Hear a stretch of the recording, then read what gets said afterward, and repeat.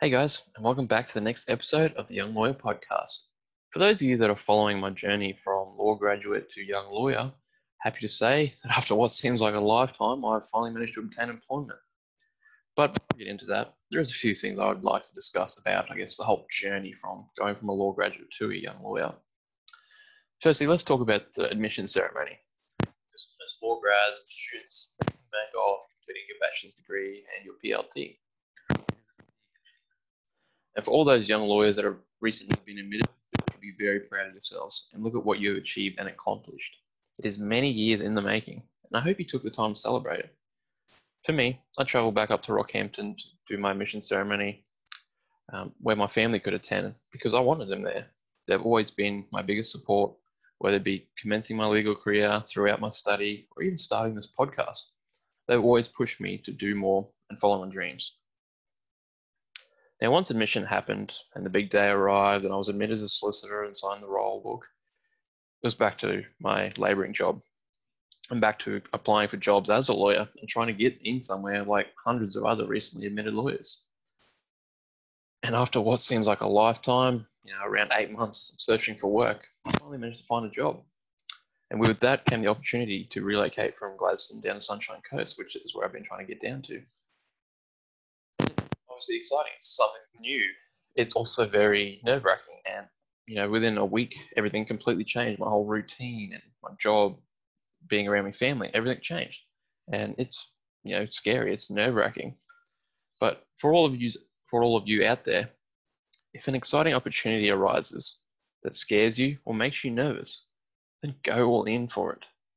If you are nervous, it means it is something that you actually want. So don't hold back just because it's scary, because change is often good. Now, obviously, I've applied for many jobs. I've had interviews. I've sent a million resumes away. And I just want to share some advice that I had received while trying to find a job. And that was provided by those I had connected with during, this period. So number one is obviously research the company. A big must. Understanding the company's want and needs really helps you approach the interview and get a basis for the discussion between the parties. Secondly, networking is crucial. Getting your name out there and connecting with like-minded individuals in the legal profession is a great way to get your foot in the door. Asking for advice, joining in on discussions, simply connecting rather than just hoping a piece of paper with all your experience and qualifications on it will get you the job. This is one of the best bits of advice I had received. Because at the end of the day, employees and employers get hundreds of resumes at any given time. And of course, they're going to want to hire someone they see all the time that is hungry to engage, eager to learn, and willing to do more than just put in a resume.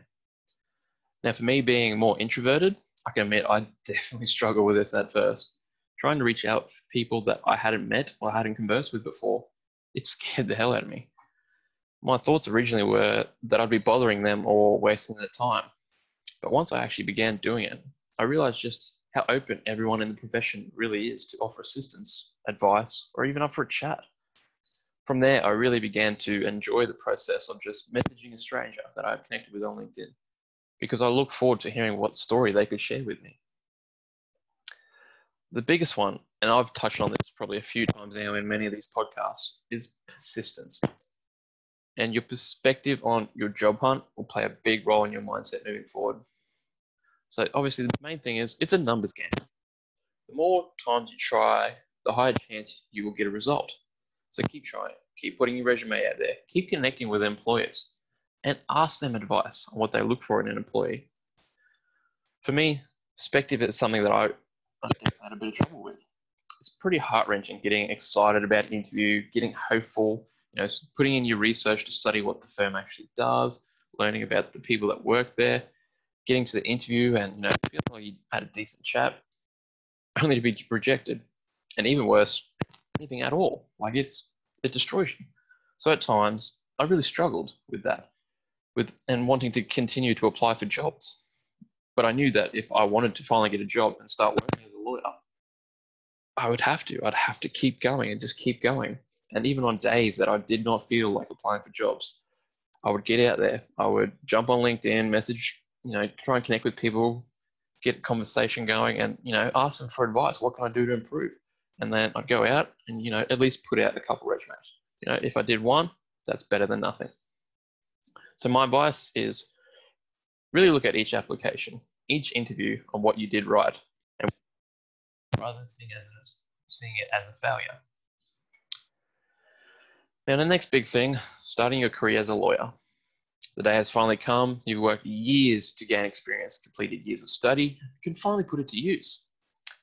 Even though I've spoken to people who have said it doesn't really change much. It's pretty much just the same if you've been working in it.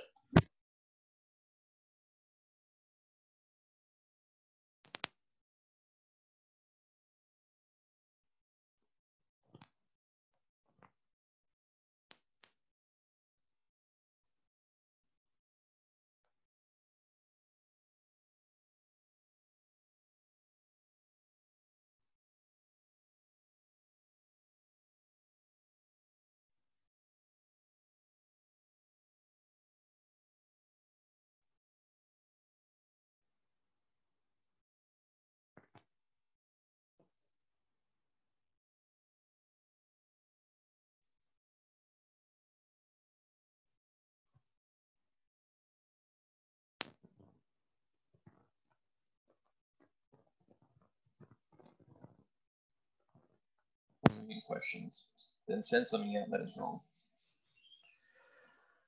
Now, as young lawyers, there is a few fears that kind of plague us.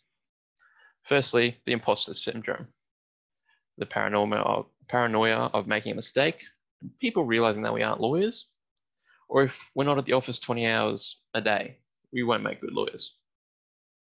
Firstly, the imposter syndrome, the feeling you get when you feel like you don't belong because you don't know everything or have all the answers, and you feel like it is only a matter of time until you get caught out.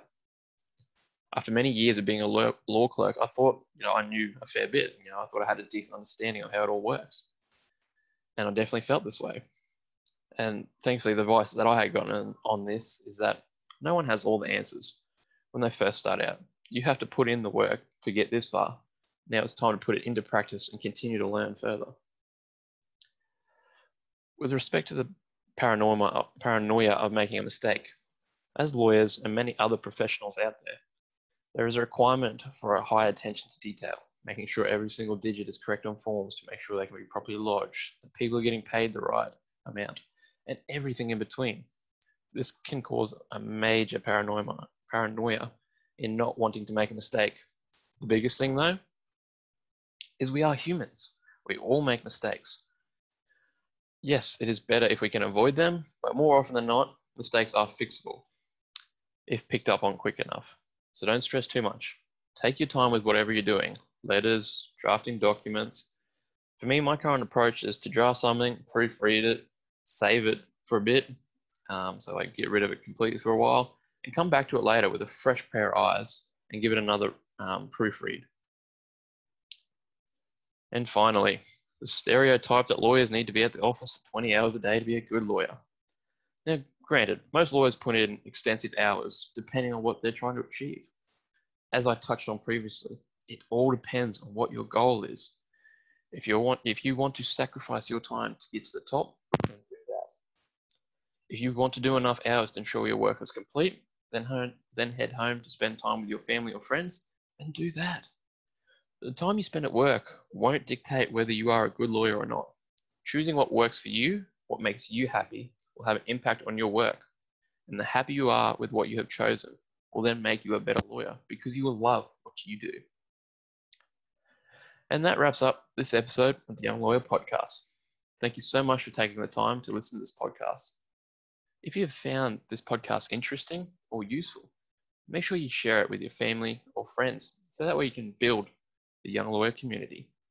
And don't forget to give it a like, follow, and subscribe on Facebook, Instagram, and YouTube. Also, make sure that you give the podcast a review on iTunes to ensure that it gets recognized and it can be shared more. Until next time, thanks, guys.